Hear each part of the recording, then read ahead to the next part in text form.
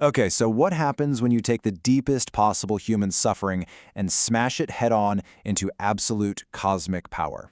We're about to dive into a modern parable that explores exactly that, and trust me, the answer is terrifying. This is a story about what it means to leave your humanity behind and what you might become on the other side. This is the parable of the lightning and the scholar. This line right here is everything. Think of Faust, right? The guy who makes a deal with the devil? Well, our scholar is a kind of Faust, but he's not trading his soul for power or pleasure. He's trading it for pure knowledge. He's staring into that darkness, into the abyss, and he does it for so long that the abyss stops being something he's looking at and becomes something that's looking out from inside of him. So let's set the scene. Picture the 19th century. It's this age of industry and cold, hard calculation. And in the middle of all this, we find our main character, a scholar who is just completely on the edge.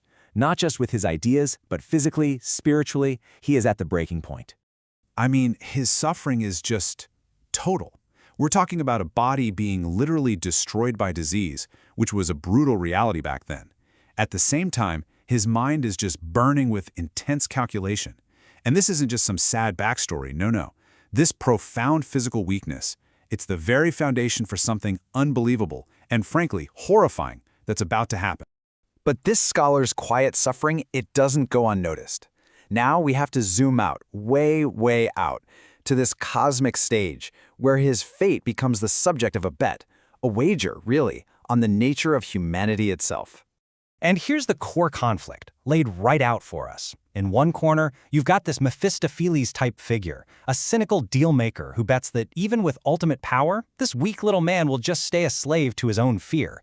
And in the other corner, you have the all-will. It's not good, it's not evil, it's this primal, cosmic force that couldn't care less about weakness or strength. It only cares about one thing, the relentless, unstoppable drive to become more.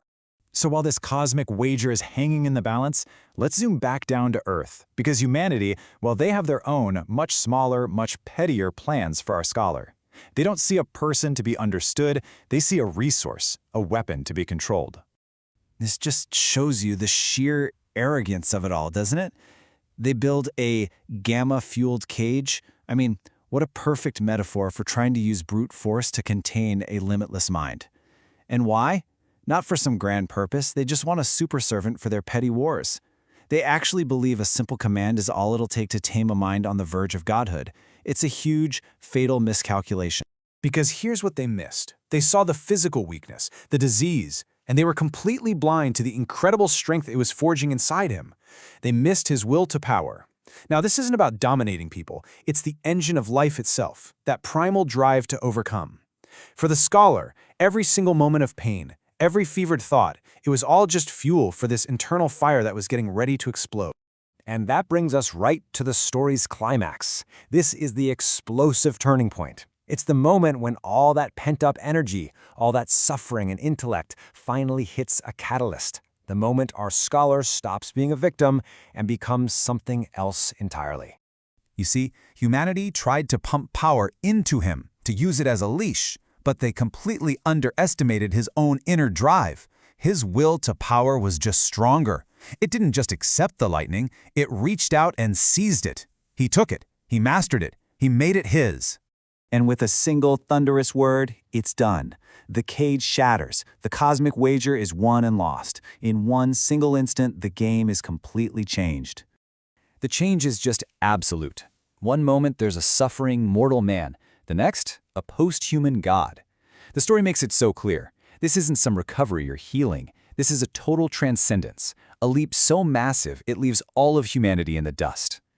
Okay, but this is where the story gets really dark and philosophical, because if you're thinking this is a superhero origin story, you're about to be disappointed. This isn't a victory for us, it's the birth of a new kind of terror. We have to get our heads around what this new being, who they call Wotan, actually is. He's the Overman, a being that has soared past our little ideas of good and evil. He's not running on our moral software anymore. He's writing his own code. And his first actions prove it. Does he save the people who tried to use him? Nope, he just steps over them, without a second thought. It's not that he's evil, it's that he's completely detached. His freedom is so total that he has zero obligation to us anymore. And that's why he's not a savior, he's a monster of absolute freedom. And this, right here, this is the chilling conclusion of the whole parable. We all talk about wanting to be free, but have we ever really thought about what absolute freedom would look like? A being with no connection to human empathy, to our history, to our morality? That's not a hero, that's a force of nature. Unpredictable, alien, and just terrifying. And so we're left with this haunting question.